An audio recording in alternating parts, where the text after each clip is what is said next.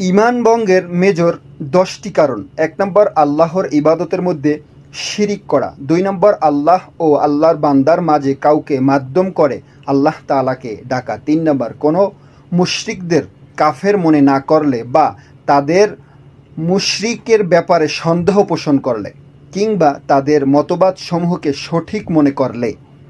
4, যদি কোনো মুসলমান ইসলাম থেকে অন্য কোনো মতবাদকে সঠিক মনে করে বা উত্তম মনে করে। 5, ইসলামের ছোট থেকে ছোট যে কোনো ক্ষুদ্র বিষয়কে অপছন্দ করলে।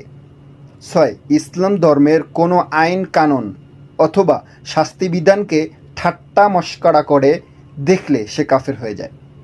7, জাদু মন্ত্রর মাধ্যমে কোনো ভালো কিছু অর্জন বা বর্জন করা, প্রকাশ্যে তন্ত্রমন্ত্র করলে। তারপরে 8 নম্বর, মুসলমানদের বিরুদ্ধে মুশরিকদের সাহায্য সহযোগিতা করলে।